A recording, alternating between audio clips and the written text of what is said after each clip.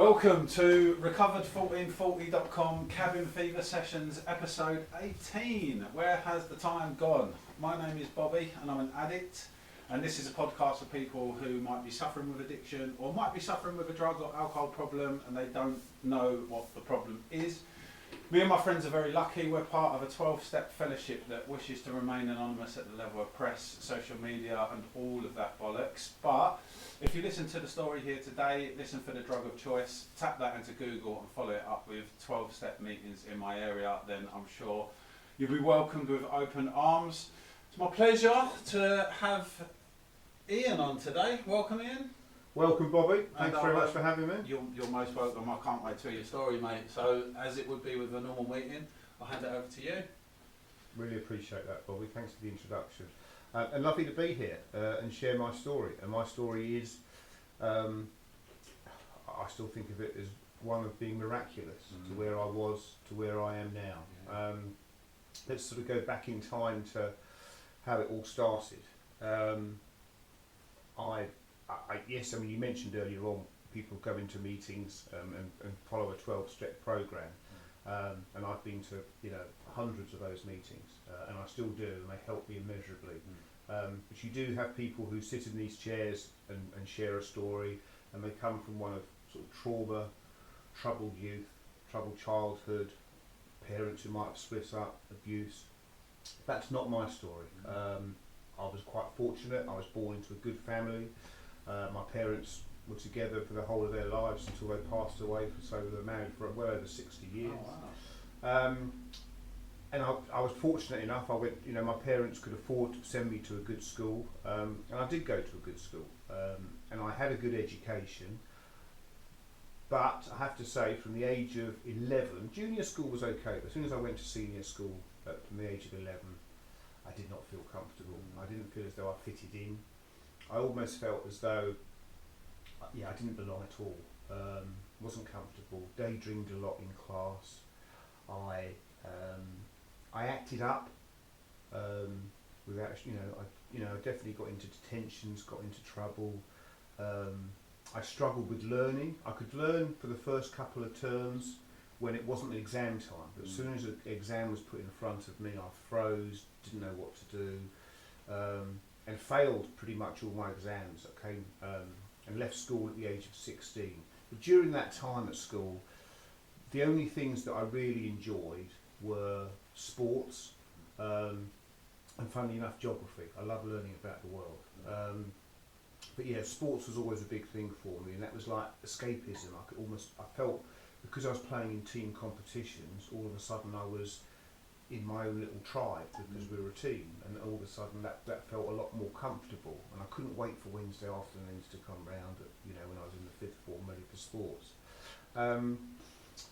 My first, don't get me wrong, during my teenage years, yes, I would try alcohol, whether it was a beer, whether it was half a glass of wine. Sometimes it might be with my parents at a family function or something like that, but never really to the point where I was buying cases of beer, going down to the rec or the park and getting absolutely off my face.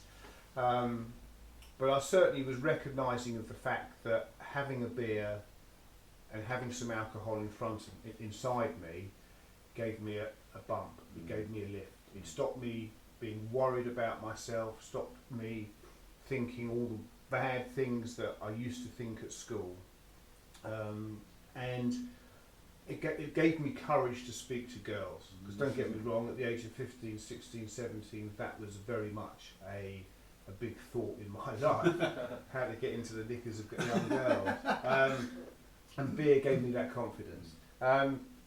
So, moving ahead from school, I left school at 16, and again, it was related to girls and women, but all I wanted to do was have money in my pocket, and money in my pocket gave me freedom of choice of what I could do with that. And that's how my thought processes went at that time. And I got a job, fortunately enough for me, it was a family friend. He was opening up a sports shop locally to where we lived. So yes, I was keen on the sports side of things, but it also gave me money. I worked 6 days a week. And pretty much enjoyed it. Do you know what I mean? It was, when it wasn't busy, we used to play darts in the back room. you know, cups of tea, chit chat, and it was all right. And then he closed the sports shop down to open up an indoor cricket centre down in Surrey, and that was what I refer to as my first full-time sort of proper job. And I did all right at it. I certainly at this stage I wasn't taking any hardcore drugs. Yes, I was drinking, but not to the point where I was obliterated or anything like that. Yes, you know, multiple girlfriends wanted to become serious. That was normally a good reason for me to end the relationship, because that's not the way I was going at the time. But having said that, I wanted more money in my pocket, and it's only through going back through this 12-step program that I've done in the last few years, and to me it's just a journey of self-discovery, finding up about myself and how I behaved, what I did, my thoughts, and why that was. And I think my first proper addiction was to money. And with that in mind, I wanted to work in London. London was sort of like the Nevada, that's where people earned all the money. I knew people that were in the money markets and things like that, and the lifestyles they were having, and friends of my family who owned, you know, big houses, lovely cars. I thought, yeah, that's it for me, that's where I'm going. So I got a job in the markets in London at about the age of 22, 23. And my boss recruited me in the most amusing way I can remember, and I'll tell this story now, is that I was umming and ahhing about whether to join him. And he says, come on, let's go out for a walk and a coffee and we'll just have a further chat out of my office, because it's a bit, you know, intimidating in my office. And we suddenly found ourselves having a coffee in an NCP car park, and he says, if you could take any car in this car park, drive it home with you tonight, which would it be? A strange question. So I walked round and I saw one, and it was a beautiful white, brand spanking new Ferrari 328. And I said, yeah, that's the one for me. And he chucked me the keys and he says, yeah, that's mine. So he had me hook, line and sinker. But he was so good at the job. I mean, he was earning 50 grand a month back in the mid-80s. It was phenomenal. And yes, there was, you know, alcohol, women, not drugs as such. And the truth is, I stuck at that job for 6 or 7 years because I liked the lifestyle that it came with. However, I was absolutely crap at the job, and I hardly earned a bean. I honestly didn't. I didn't earn an awful lot of money, but the pull of the money and that addiction to it was so much in the lifestyle. I ended up committing multiple frauds. I ended up going to prison for 6 months down in Kent. I look back at it now, and you know, when I came out of prison, I vowed to myself, well, I'm never going to do that again. And I never did, in so much as I never committed fraud again. However, knowing now that that was an addiction to money, obviously, as the years went by, I just substituted money for other addictions. So I got a job in the IT business, and as luck would have it, it turned out I was bloody good at that one. I loved the technology, I loved what it did to people, you know, from a business perspective, and the company grew, turned over hundreds of millions of pounds a year, and I was earning a lot of money. And we were based down in Surrey, which is where I lived at the time, because I moved back out from London. And that is where I got into with a group of people, and we used to go drinking on a Friday and Saturday night, and that's when I got introduced to my first line of cocaine. I can remember it now. We're at a stag weekend up in Birmingham, and all of a sudden somebody said, we're all going up to John's room in the hotel, meeting there at 7 o'clock before we go out for the night. I said, yeah. So we're all up to John's, and there was just these lines of white powder, and I was quite naive, if truth be told. And everyone was having one. I said, you do this, don't you, Ian? And I went, no, but yes. And again, I found later on in life that I just didn't have the word no in my vocabulary. So I said, yeah, I'll go on, I'll try one of these. In for a penny, in for a pound. Snorted my first line, and it was like, whoa, that's a good feeling. And we went out that night, had an absolute riot in Birmingham, pulled loads of women, back to the hotels, more drugs, more alcohol. And I thought, this is really good. I like this. I like this a lot. Couldn't wait for the next time round when we'd have more drugs and more alcohol. But back in those days, and we're talking about 19 95, 1996, something like that. It was just Fridays or it was just Saturdays, and it was just the fun party drug. We used to go up to London. I used to go to the Ministry of Sound. We used to go follow that up by going into Fabric. All those places. Used to dance myself silly. Again, might pull a bird, might not. Not really relevant. I'm having a great time. Pills were introduced, and it was just a great, great lifestyle. And I could afford it. It wasn't impacting on my own sort of home life or anything like that. But as the years progressed, it became very noticeable to me that from Friday and Saturday nights, it then became the weekend started on a Thursday evening. Then it was every evening I was taking cocaine. Then I was bringing it into work, and sneaking into the lavatories and having it at lunchtime. And then every time I had a business meeting that I had to take, whether it was on site or whether it was the customer's site, I was having 1 or 2 lines of cocaine to build my confidence up before I went into that meeting. And pretty soon, the whole time of my life was taken up with the thought process of, doesn't matter what circumstance I'm in, it will always be better if I have a line of coke inside of me. And I always said to myself, it's all right, I can give this up whenever I like. By this stage, girlfriends had come and gone. Some of them I've now made amends to, because I didn't treat them particularly nicely during it. But the escalation of the taking, I don't know when it sort of stopped becoming a recreational thing to becoming a daily thing. It certainly happened in the 90s. And I used to then, when it all became too much for me, I used to then leave work and leave where I'm living and just go somewhere else and think everything's going to be all right now, fresh start.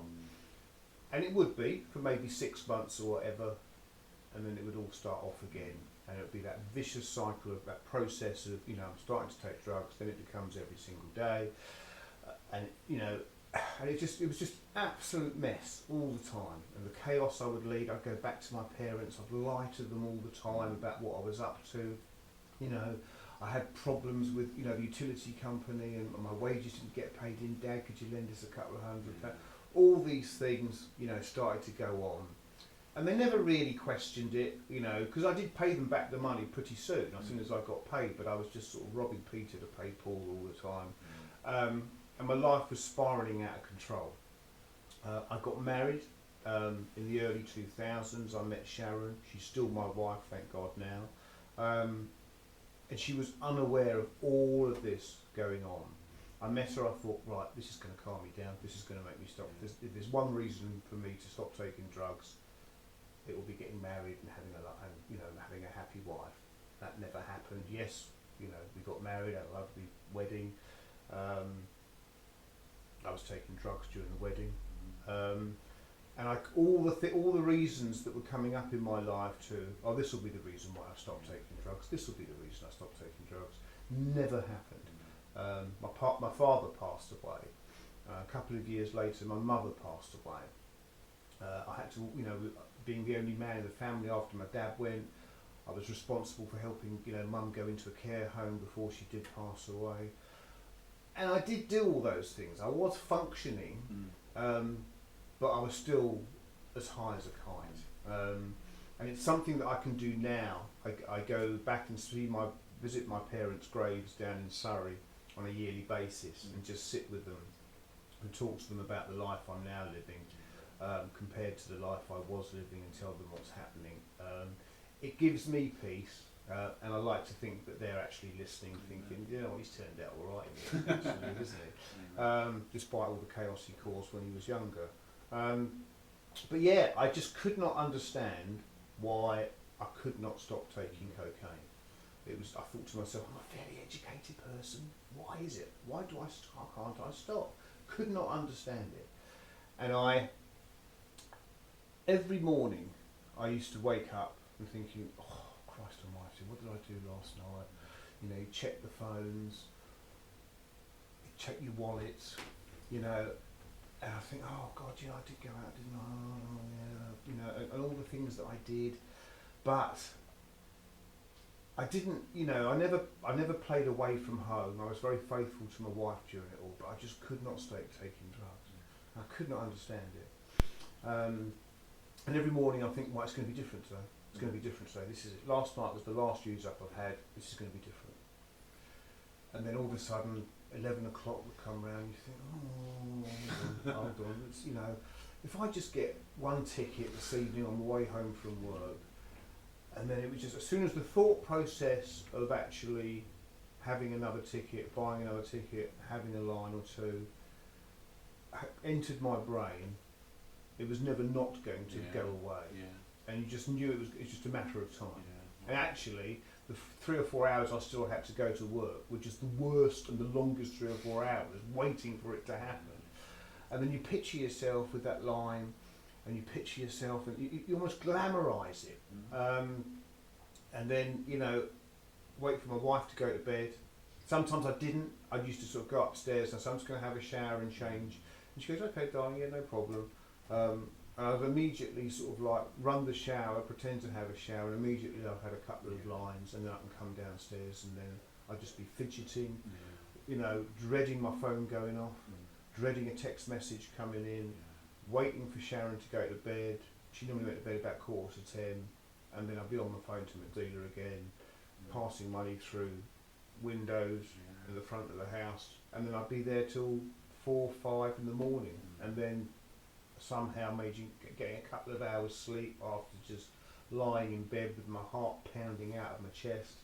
And I just couldn't work out how I cannot stop doing this. I bumped into friends who I used to take drugs with in the early days and had good times with, and we'd sort of like meet up occasionally, go to a football match or whatever, and they'd all stop taking drugs. And I thought, how the fuck did you do that? It was like, how can you just suddenly go from being what I could view as someone who took an awful lot more than I did, to then suddenly going, yeah, I don't do that anymore. I could not ever understand that. That was not part of my makeup. And milestones would go by, 50 years of age. Fucking hell, that's getting old. I could have surely stopped taking it at that point. And I never did. And in the end, obviously, I had to come clean with my wife, with Sharon. We were due to go on holiday in Australia. She thought I'd saved up loads of money to go on holiday with her. Clearly, obviously, I hadn't. I was potless. And that's when it all came out. We did go to Australia. She had good fun. She earns good money. Wasn't an easy holiday, but when we came back, she goes, clearly you've got to get yourself sorted out. We can't afford to send you into rehab. Why don't you go and see your doctor and see her? So I did. I went to my quacks in Colchester, and I said, do you know what's the matter with you? And I said, well, I've got something I need to tell you. I said, if for the last 30 years, 25, 30 years, I've been a big cocaine taker, and I cannot stop taking it. Is there anything that you could do for me? She was shocked, because I looked like a person of normal living and normal health and everything like that. There was nothing wrong with me. But she had a phone number of an organisation that goes through a 12-step programme. And I phoned that number. It was a helpline number. Somebody called me back within 5 minutes and took me to my first ever meeting. And that was about 5.5 years ago. Very, very strange. It was, I'd not been to anything like it before. There is a more famous 12-step programme throughout the world, and one has seen that depicted on television shows, and it is sort of more well known. So you kind of have a feel for how these things are, but it doesn't really prepare you for your own feeling of walking through the door, because I was racked with fear, I was racked with shame, I was nervous. I looked at all these people and I was so judgmental. I was so judgmental, because I looked at all these people and thought, well, fuck me, they're worse than me. They look worse than me. Jesus Christ, are they still wearing those kind of shoes? All that was going through my head, and my head was bowed. My head was down. I had no self-esteem. And if truth be told, I didn't really understand what was going on. There was talks about God. Everyone, at different times during when people were reading, all of a sudden everybody sort of like chanted the last 2 or 3 lines of what they were reading, and that's, whoa, what's all that about? And then we all get up and hug at the end and say a little prayer, and it was odd, but something kept me coming back. Was it the fact that I was kind of forced down that road because I had to own up to my wife? Yes. But you could also see there was a few people who were quite happy in there, and they were getting better. So I kept going back. It took me about a month or 2 before I actually said, "Hi, my name's Ian. I'm an addict, and I'm sort of happy to be here and looking for some help because I've got a dreadful drug habit." Somebody said to me, "You want to get a certain book?" I won't talk about what the name of that book is, but so I did. I bought that book. Somebody also said to me, "Oh, you want to read the first 160 pages of that? That's where the magic happens." I'm a good reader. I read it within 48 hours, 160 pages. Didn't understand the fucking word. It's written back in the 1930s. It's unless you have someone to guide you through that, and that is where sponsorship is so vital. It's not going to make sense to you. It's written in old language. Some of the things they talk about, it's not easy. So I did get a sponsor, and lovely chap that he is. We started the process of going through the 12 steps, and we did 1, 2, 3, and 4. We got to 4, sorry, and he said, right, you've got a couple of weeks to complete that. And step 4 is actually writing down all the wrongs that you have made, if you like. I didn't necessarily want to own up to them all. I was pretty choosy about the ones that I wrote down. And he was the kind of sponsor that allowed me a little bit of leeway. He wasn't hard on me. He just said, phone me when you finished. I never phoned him. Funny that. He never phoned me. And for a while, I kind of blamed him because I thought, well, why is he not on top of me? And things like that, which is ridiculous, obviously. But, that's where my mind was at. And so we just kind of drifted apart. I sat on where I was, still going to the same meetings, but sure as eggs, I had a relapse. It didn't take long. I had a couple of beers, and then as soon as I had a beer, never thought beer was a problem for me. But as soon as I have a beer, the thought of having a line just goes hand in hand. Called it in. That was the weekend gone.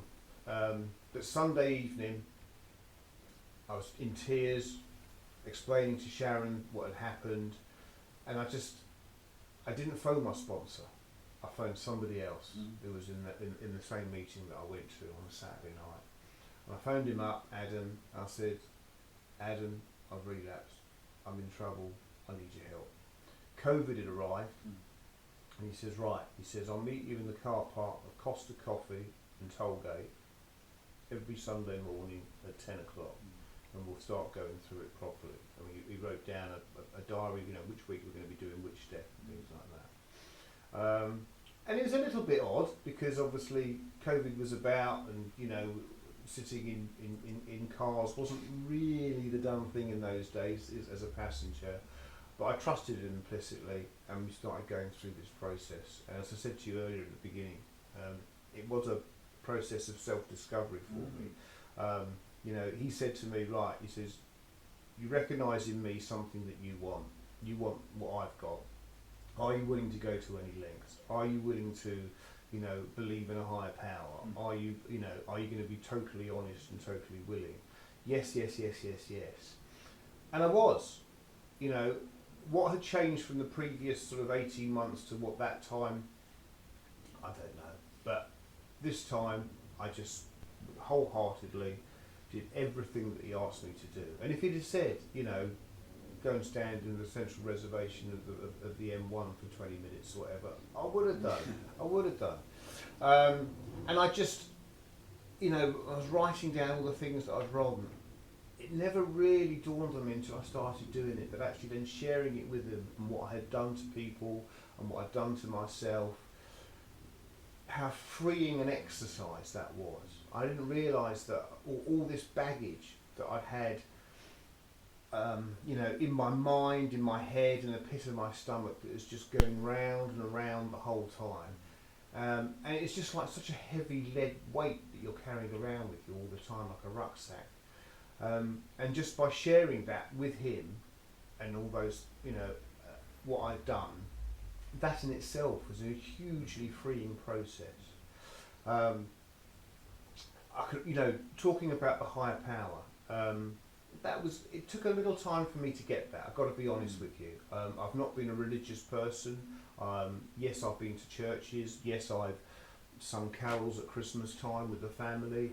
But, getting a higher power was key, because I realised on my own I couldn't do it. I tried it every single day. I wake up and thinking, on my own I'm going to do this. Never fucking happened.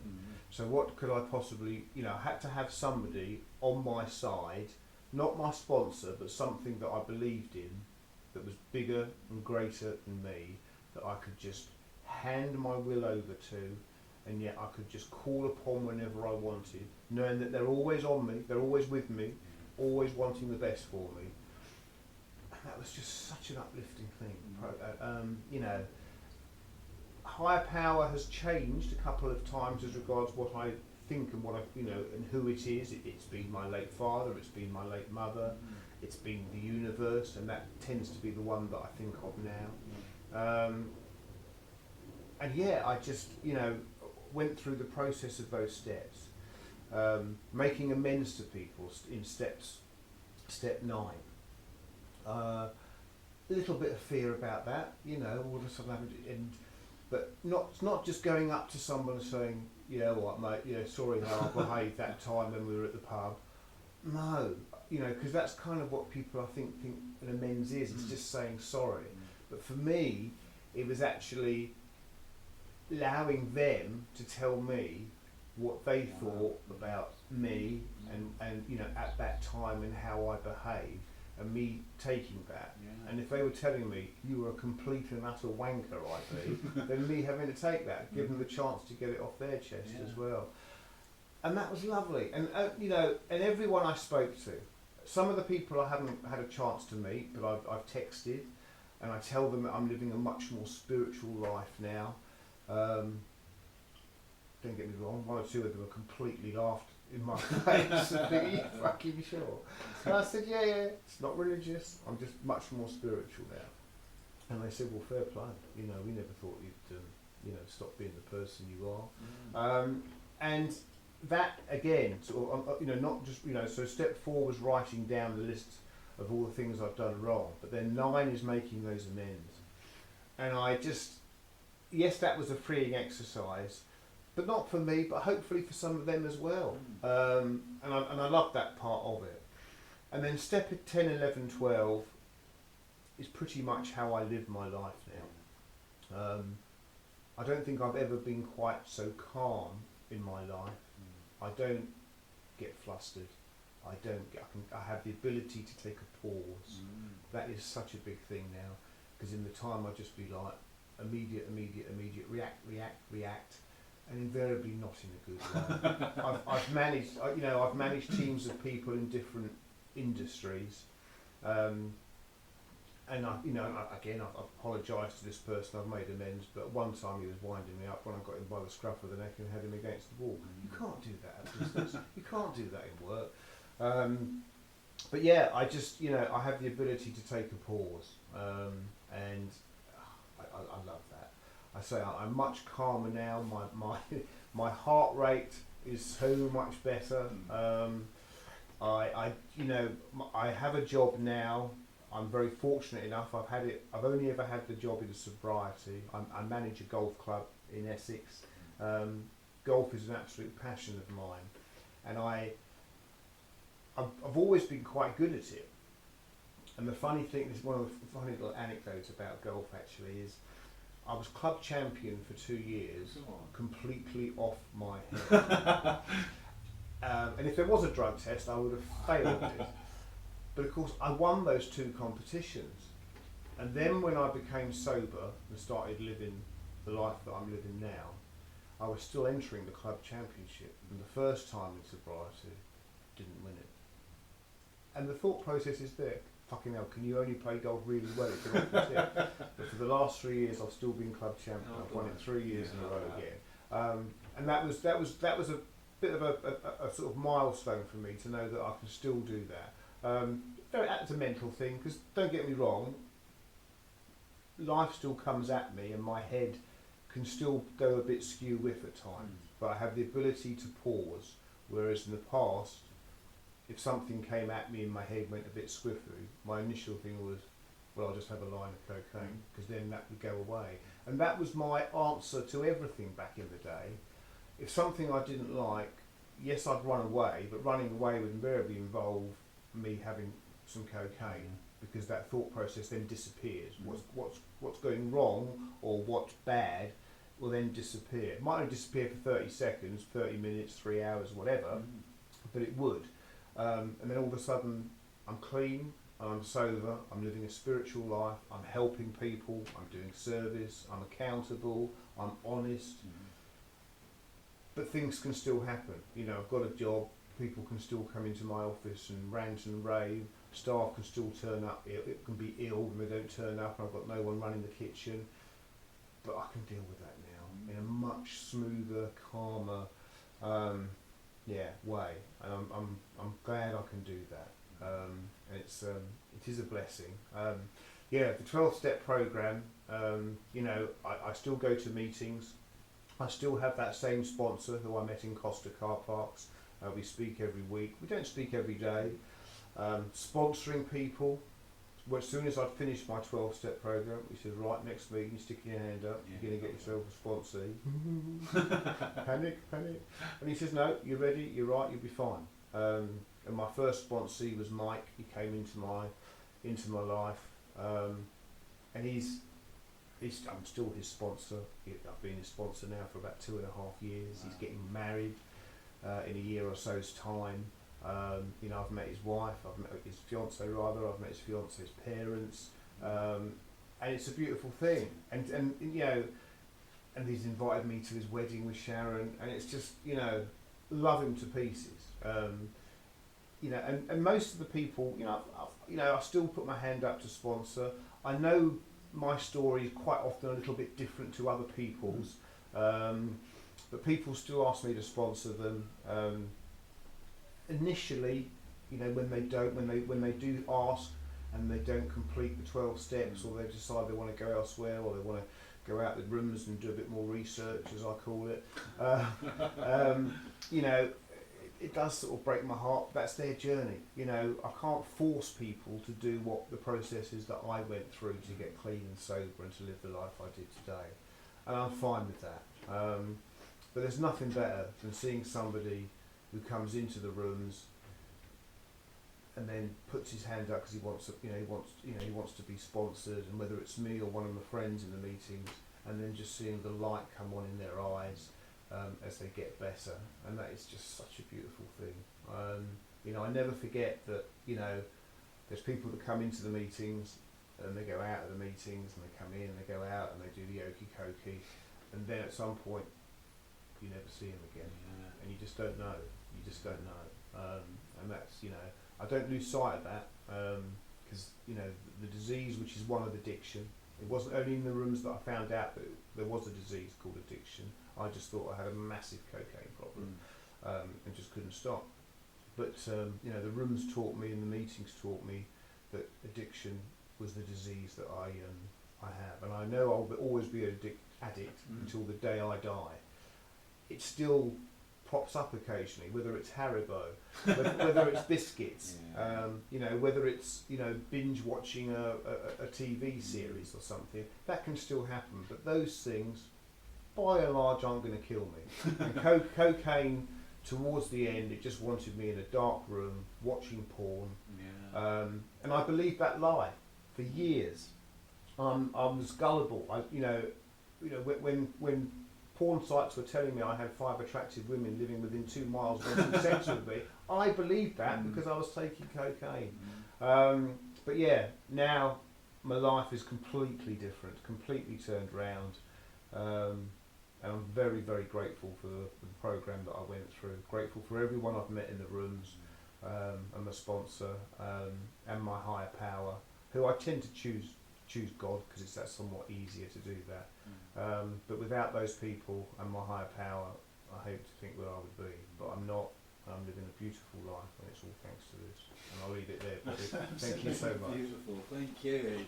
Thank you. I'm glad I got through your story because I've seen you around, and you do it. What you've got is very attractive. You know, you talk about that peace and that serenity, and I've noticed that, and I'm really glad that I got to hear your story. I found it fascinating that there's such an education on offer, isn't there? And like you said, that you discovered that your first addiction was money.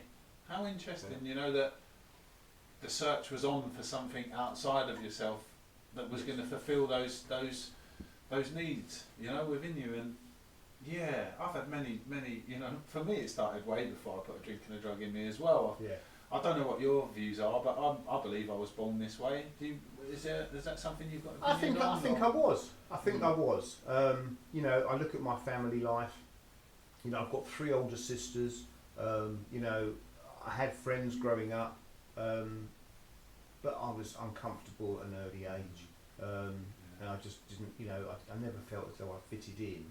And some of the, you know, and I can remember actually do you know what? I can remember this now. It doesn't often come into my head, but I can remember when I was at junior school doing an exam, and I was so frightened and so nervous, I wet myself. Wow, I couldn't put my hand up to say I need to go to the toilet, so I just pissed myself instead. Yeah. And that's a frightened little boy's reaction. God, I haven't thought about that for years actually. Yeah. That's interesting though, isn't it? And what you said about exams, I could so relate to that. Terrified.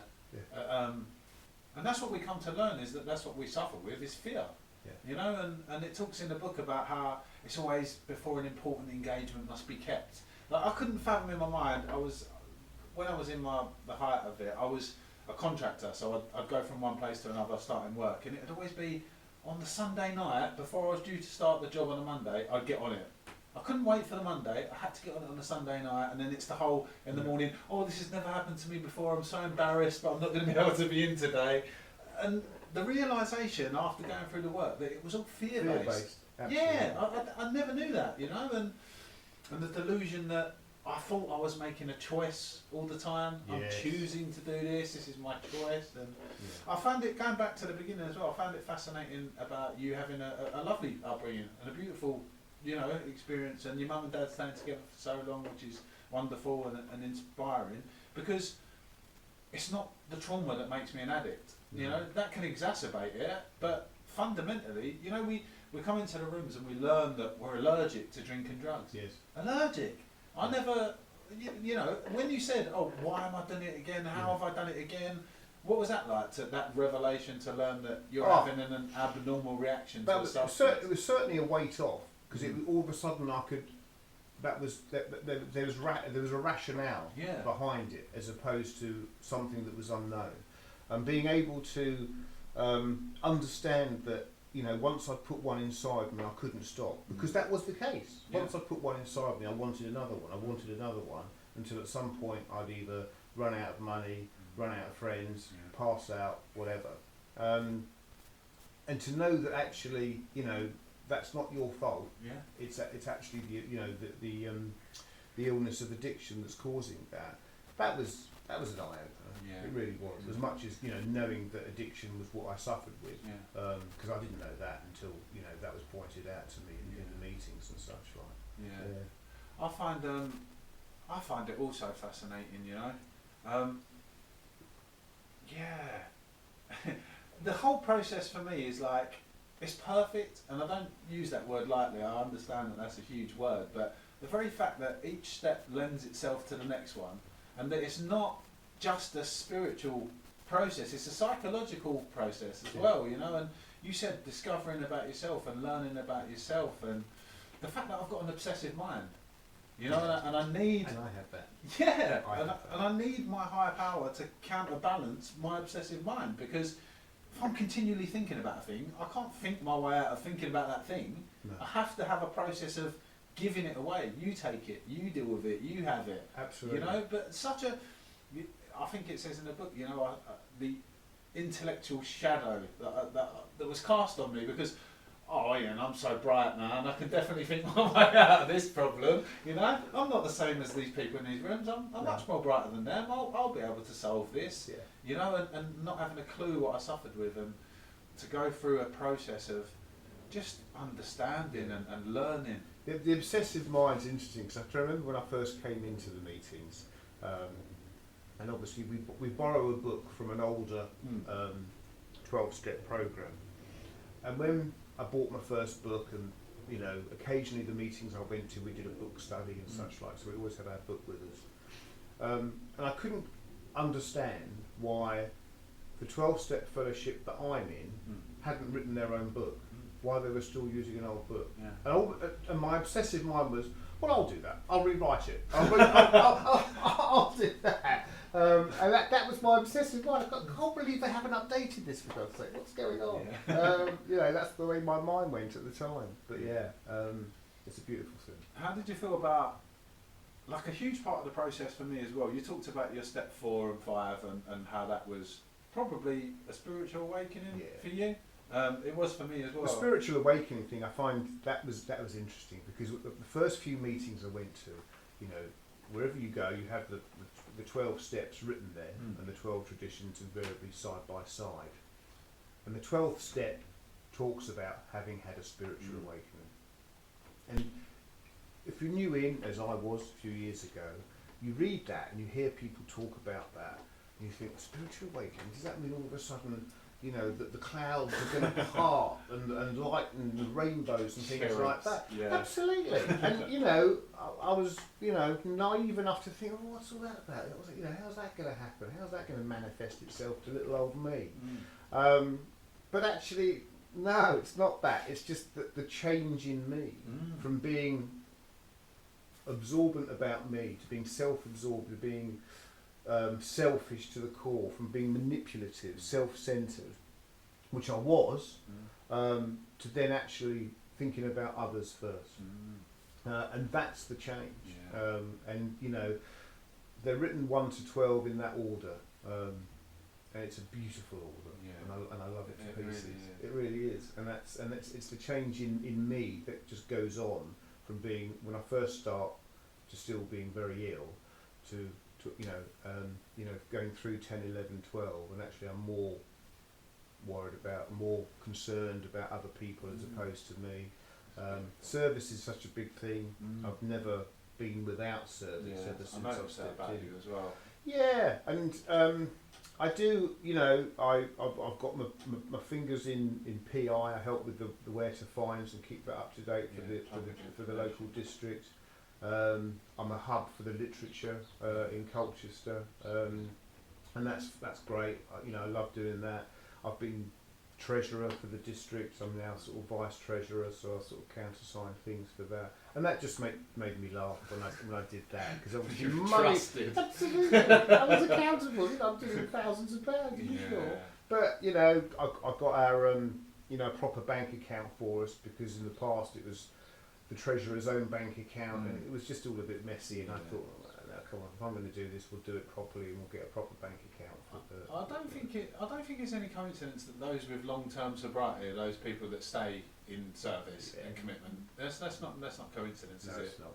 Because it's interesting as well. Like, I'd come into the meetings, but I didn't want to be there for many times, and I'd be angry or resentful, and I just tried to still recovery. You know, I'd get to the meeting just as it was about to start, because I don't want to talk to anyone, and I want to listen, and I want to absorb this magical thing, and then I want to quickly leave before I'm out of it. Yeah, before get away. Do you know what I mean? I don't want anything to do with you, and I never got well, funnily enough. Yeah. And the irony is that I was self-seeking for so many years, and if I just have that one thing, that will make me happy. If I just get those fucking trainers, I'll be forever happy. Yes. If that girl just agrees to marry me, I'll be happy. And it never ever worked. And this process taught me that by helping other people, that's where my self-esteem comes from. That's where my sense of self-worth comes from. And the fact that I can be useful, and I can be helpful, and I can be of service. You know, I was useless previously. You know, so selfish, and it's such a.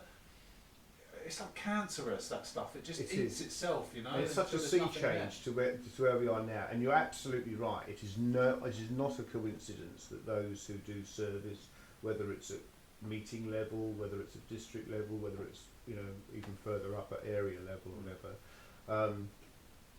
are the ones that, in my opinion, are having a better life as a result of that. There are people, as you say, who just come into the meetings, and yes, they're not taking any drugs, they're not taking any alcohol, but you can still see they're not relaxed, they're not calm, they're still riddled with angst or whatever. The sickness. And they haven't, and they're not living the spiritual life. Yeah, well, that's it, isn't it? And There's a difference between being clean and emotionally sober.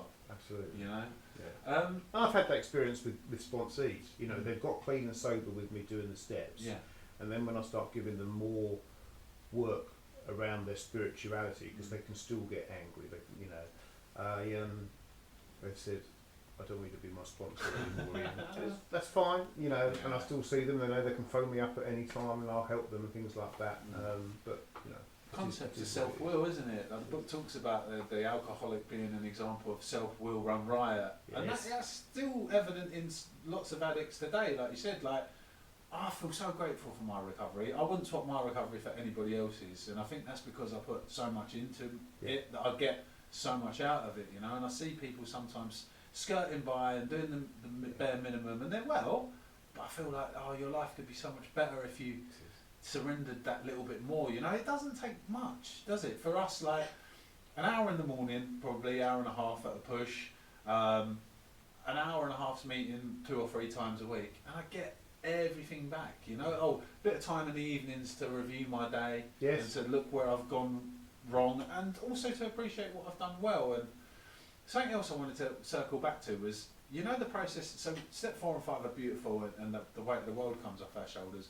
But we also discover that we've got these character defects, and that was news to me, because I thought I was a nice kid. I thought it was a lovely guy. I really did. It was everybody else. Everyone else is the problem. I'm cool, But to find out, or to be lovingly told that I'm arrogant, I'm insecure, I'm jealous, I'm a thief, I'm manipulative, I'm a liar. How was that for you to discover that? That was were interesting. you aware that you had those characters? So my first time I went with that, my first sponsor, Matt, he asked me, he goes, pick 3 people who are quite close to you, whether it's family, sisters, things like that, and just ask them casually, about, what do you think of me as, do you think of me as a selfish person, and things like that. So of course, I picked very wisely. I picked one of my older sisters, and she goes, "Oh God, you're not selfish at all."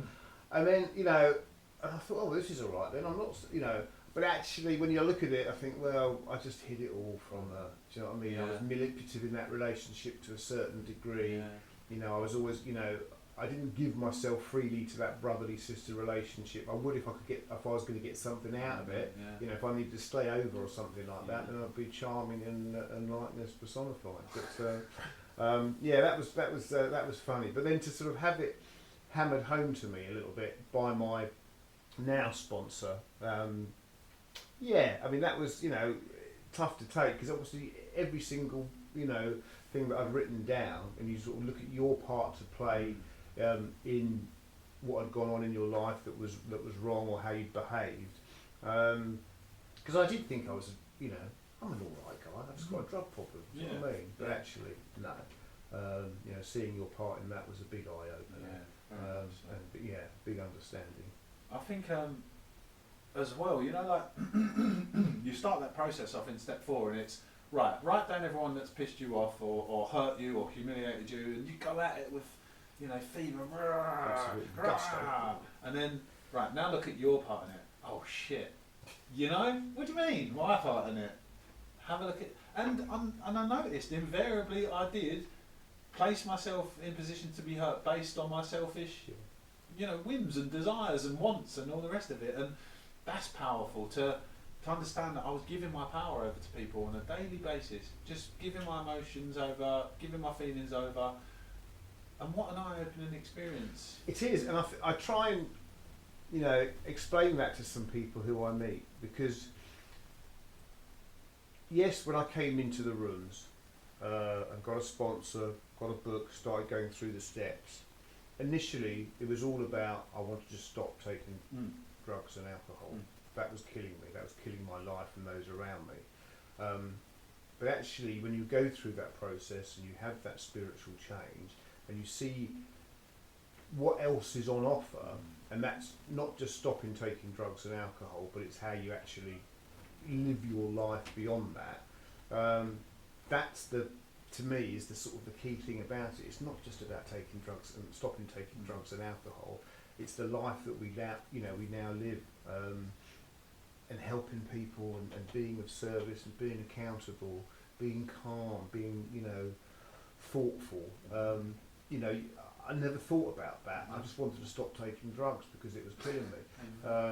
And now it's just it's a sort of big sea change as regards how I am living my life now. It's great. Fantastic. I was exactly the same. I used to come into the meetings just wanting an injection or something to just stop me doing these things that I'm doing. I didn't realise that there was so much going on that was driving me,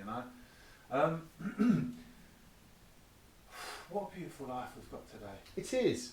And it's not one to take for granted. I don't, I feel very blessed that I am the person that I am now. I had to put some work in, to become the person, but, it wasn't a lot. When you think about the work that we put in to fucking get a drug inside us, and the running around and the lives and all that went on, and that was like a 24/7 job doing that. Oh man, exhausting. And now, you mentioned earlier on, it's about an hour in the morning when I wake up, do some prayer, do some meditation, write out my gratitude list, connect with some people, yourself being one, and then during the day I'll get messages, get some voice notes back from people and answer that, and it doesn't take a huge amount of time. It really doesn't. And what you get back from it is just That's what I've heard recently. Like if you put half the amount of work into this as you did into your using, what exhausting. I can only imagine you said about having to tell Sharon, and she's expecting you to have all this money saved up, and all of those. That just knot in your stomach of constantly knowing that you're about to be unmasked, and do it like you said, robbing Peter to pay Paul, which is stressful enough as it is until Peter's got nothing for me to rob, so I can't pay Paul.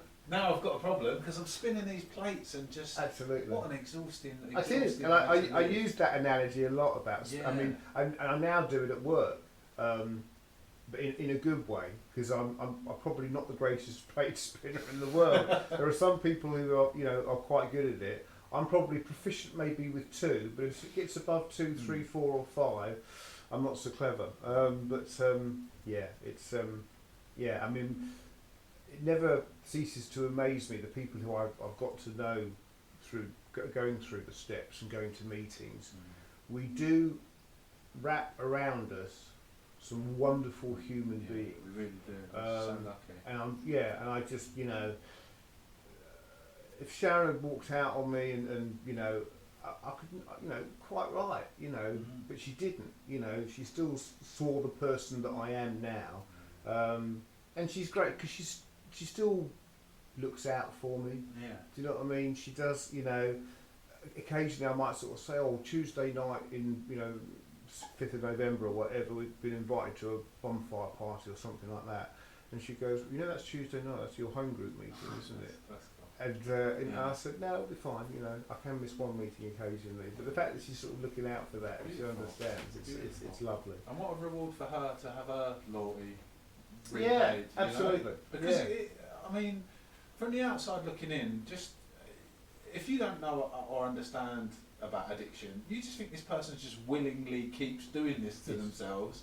That's such a hard thing to try to understand, isn't it? And the fact that she stood by you and now she's getting the best version of you, it's just beautiful, isn't it? It's so beautiful. Yeah, I mean there isn't a week go by without me letting her know that, and sort of making it an apology for something, or something else will crop up that I know that I did years ago. But yeah, we're in a very good place now, I must admit.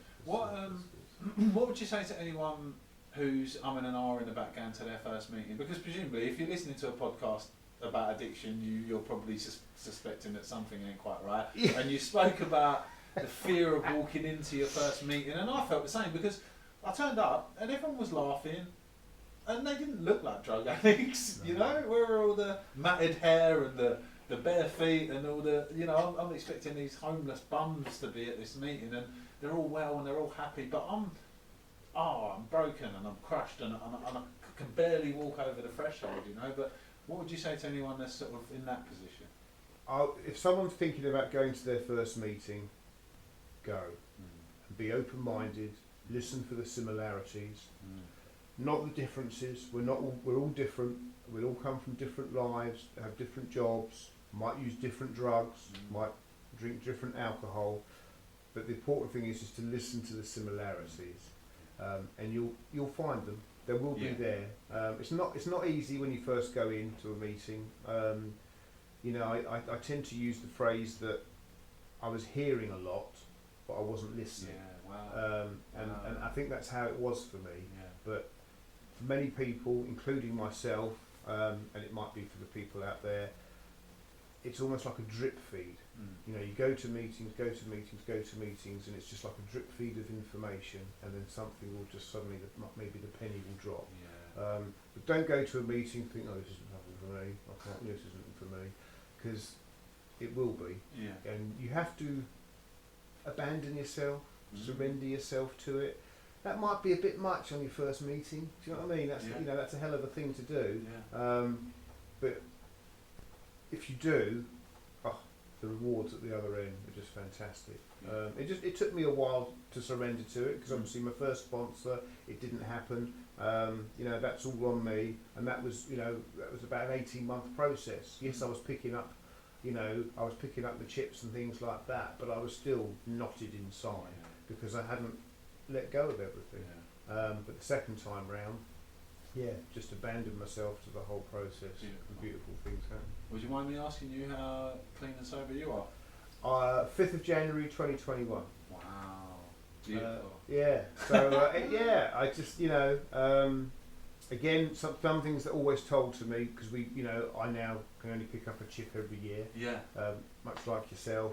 But my sponsor always said to me, look out for the people that are picking up those black chips, the yearly ones. See what they're doing. Stick with the winners. Wow. Stick with the winners. Love that. And the very fact that I couldn't get a day, I couldn't get a day. So something's obviously at work, Yeah.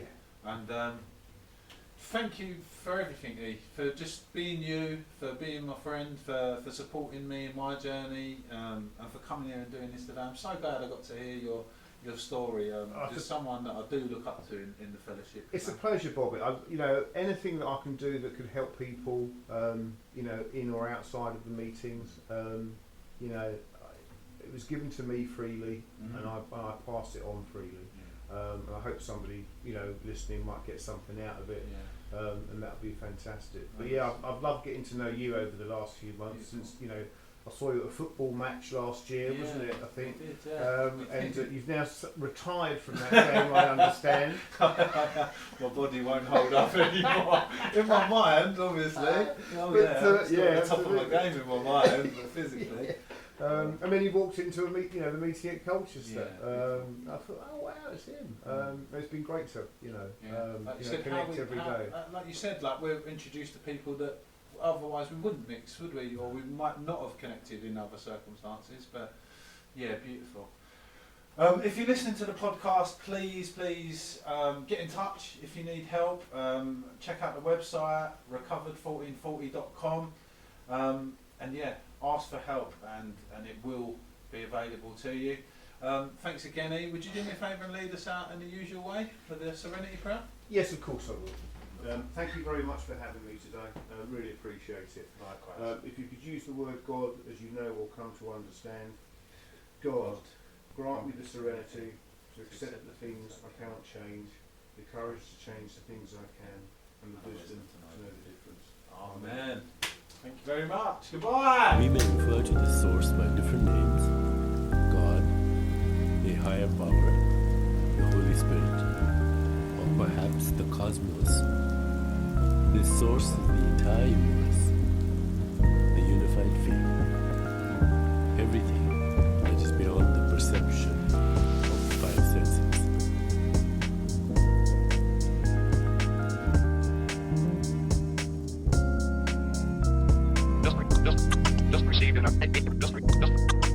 in our news, and further details of this continuing story. Just received in our, and further details of this continuing story.